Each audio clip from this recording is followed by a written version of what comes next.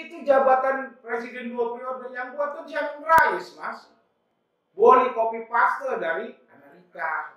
Kalau hanya 2 periode, itu nggak cukup mereka menghitung balik modalnya. Ya harus mau. Karena ini panggilan, rakyat memanggil Jokowi untuk melanjutkan kepemimpinannya di 3 periode. Selamat siang pemirsa yang budiman.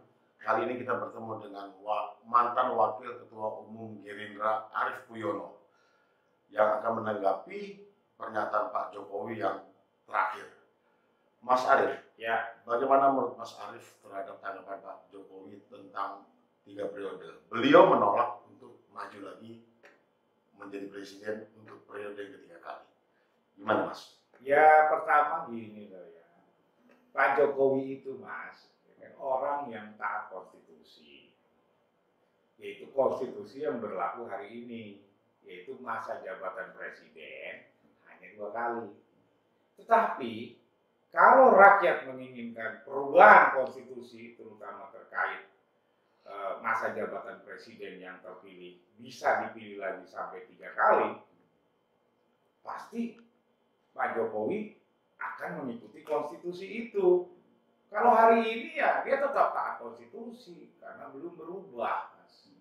Nah, sekarang padahal ya, keinginan mayoritas rakyat Indonesia itu menginginkan Pak Jokowi itu bisa berlanjut ke 3 periode. Karena itu butuh, Mas, dilakukan perubahan konstitusi, yaitu UUD 45 pasal 7 tentang masa jabatan presiden. Ya. Jadi dia akan jawab situ, tapi kan dia tidak bilang saya menampar dia atau ingin menjorokkan dia atau cari muka. Enggak, Mas, saya sudah punya muka, Mas. Buat apa cari muka? Ya kan? Artinya Pak Joko Widodo itu menjawab ya secara normal saja. Tidak minat ya karena tidak ada konstitusinya, Mas. Berbeda ketika rakyat menginginkan perubahan konstitusi yang diwakili oleh partai-partai. Hari ini semua partai besar belum ada yang menolak wacana saya untuk 3 periode. Karena ada partai-partai lembut, Mas. Partai-partai kecil kayak seorang Amin Rais. Ya monggo aja Amin Rais menolak. Partai dia nggak ada di DPR RI. Ya kan? Partai dia tidak ada di parlemen. Partai dia tidak menentukan konstitusi.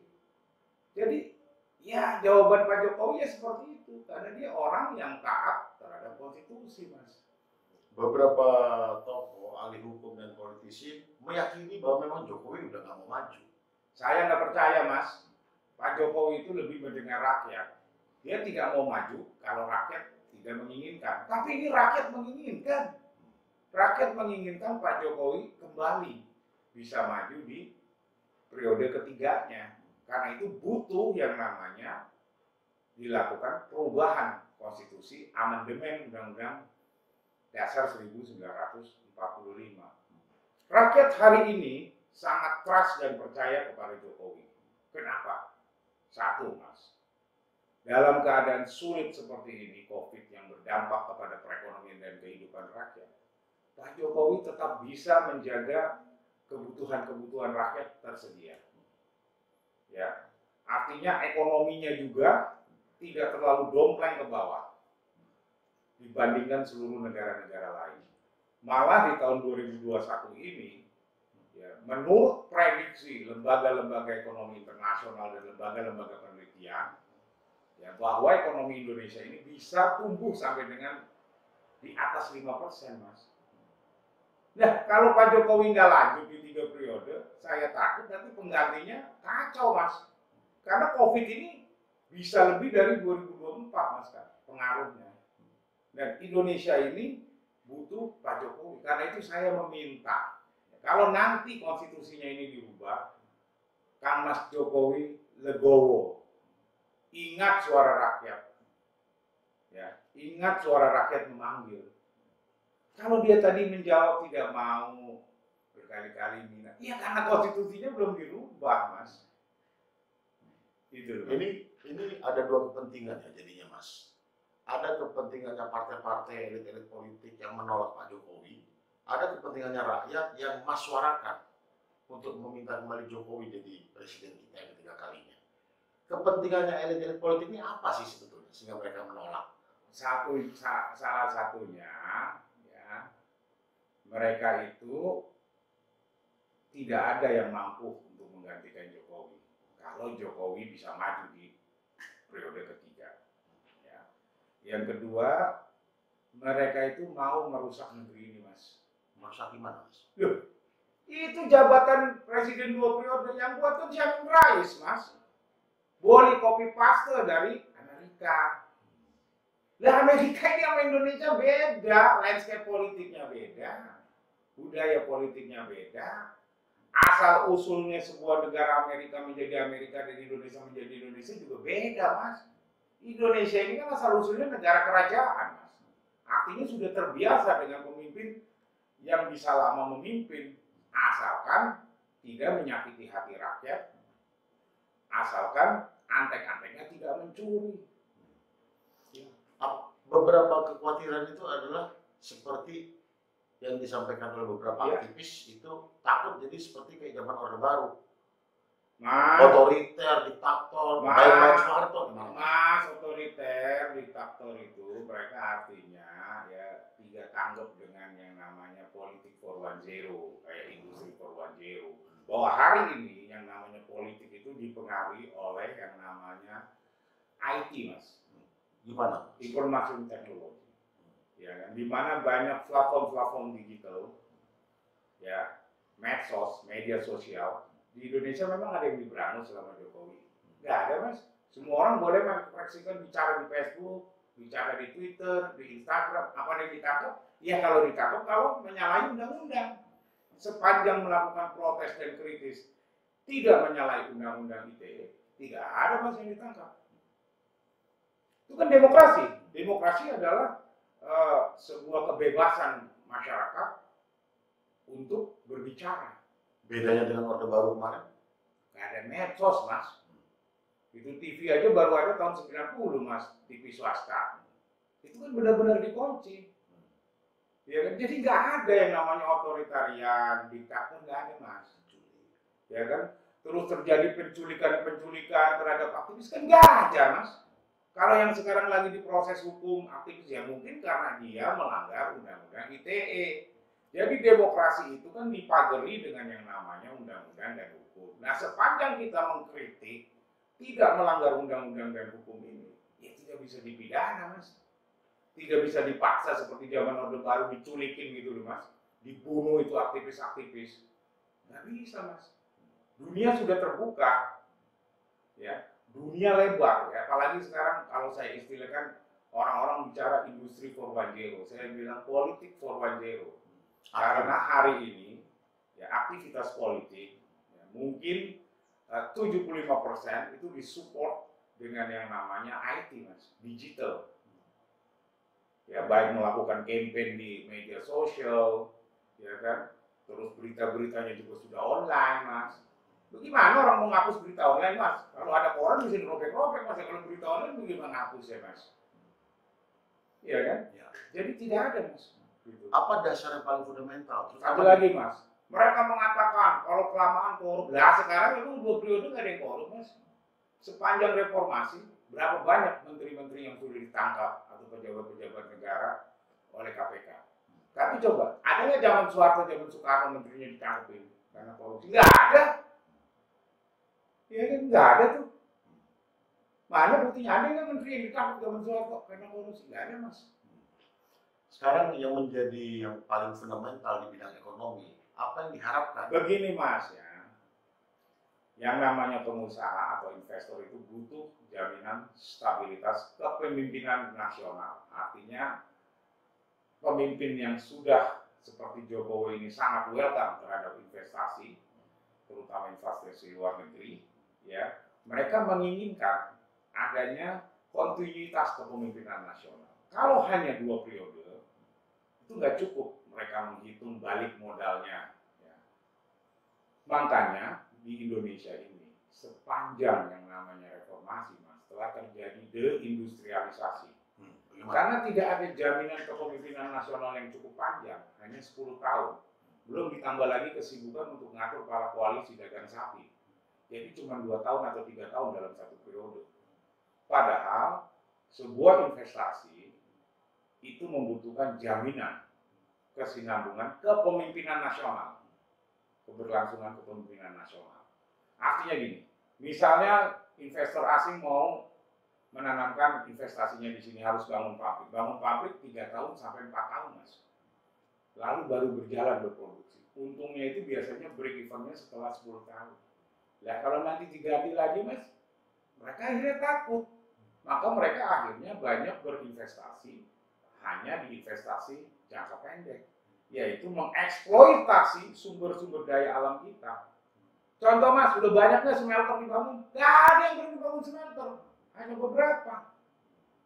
Ada nggak yang bangun pabrik mobil di sini? Nggak ada, Mas. Ya kan? Pabrik pacul nggak ada, Mas, yang Jokowi ketakutan. Ya itu kan tidak ada. Beda kan ketika Soeharto kan, ketika Soekarno dijamin. Kenapa Freeport masuk? Karena ada jaminan dari politiknya Pak Harto, kesinambungan. Ini juga bersama dengan Tesla kemarin nggak jadi ya? Nah, bisa jadi seperti itu, Mas. Udah investasi ratusan triliun, tahu-tahu politiknya berubah, Mas. Menterinya berubah. Gitu, maka itu kita perlu yang namanya kesinambungan pimpinan nasional, yaitu dengan merubah Undang-Undang Dasar 1945 itu menjadi masalahnya terkait dengan masa periode jabatan presiden 2 kali menjadi 3 kali, Mas. Itu penting. Gitu. Jangan ikut-ikut Amerika. Gitu. Amerika itu politiknya sudah stabil. Hanya 2 partai. Nah ini karungan, Mas, partainya, Mas. Bingung, Mas. Ya kan? Presiden terpilih tahun pertama ngotak-ngatik dagang sapi bukan kerja. Tahun kedua, tahu-tahu ada partai yang berubah ketua umumnya karena bukan antek-anteknya yang jadi menteri, dirubah lagi menterinya. Gimana, Mas? Ya, sampai kapanpun tidak akan ada single majority untuk partai politik di Indonesia sepanjang perpolitikan kita seperti ini, tidak dibatasi partai politiknya. Nah, kenapa legislatif boleh lebih dari 2 kali? Kenapa presiden nggak boleh?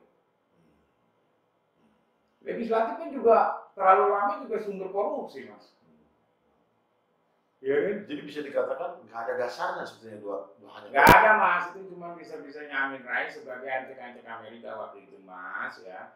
Dia mengcopy paste konstitusinya Amerika. Tujuannya apa tujuannya? Ya, supaya kelihatan demokratis gitu loh, Bos. Padahal salah, padahal akan merusak negeri ini. Gitu. Jadi hati-hati, Mas.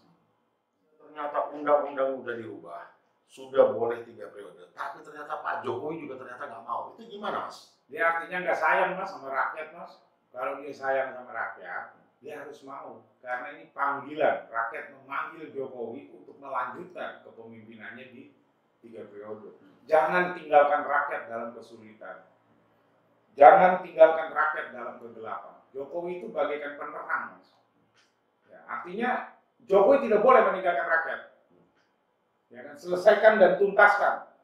Jadikan Indonesia ini maju, rakyatnya maju. Jangan tinggalkan rakyat akibat dampak COVID ini. Nanti 2024 juga bukan masalah gampang, Mas, perekonomiannya. Kita butuh Jokowi. Karena itu saya mohon, Kang Mas Jokowi, jangan tinggalkan rakyat. Ikhlas untuk terus memimpin negeri ini. Legowo, Mas. Ini panggilan rakyat. Jangan tinggalkan rakyat. Sayangi rakyat, Mas. Kalau dia berani meninggalkan, dia nggak sayang rakyat. Bagaimana kalau misalnya kemudian ternyata orang masih tetap nggak percaya kalau rakyat masih menginginkan Jokowi?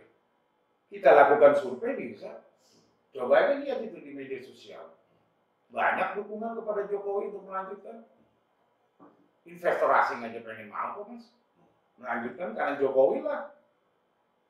Investor asing melihat ada Indonesia menjadi friendly untuk memasukkan investasi. Tapi mereka masih berpikir, kalau Jokowinya tidak lanjut ke 3 periode, mereka berpikir untuk masuk dananya ke sini, Mas. Akhirnya kan yang rugi rakyat, Mas.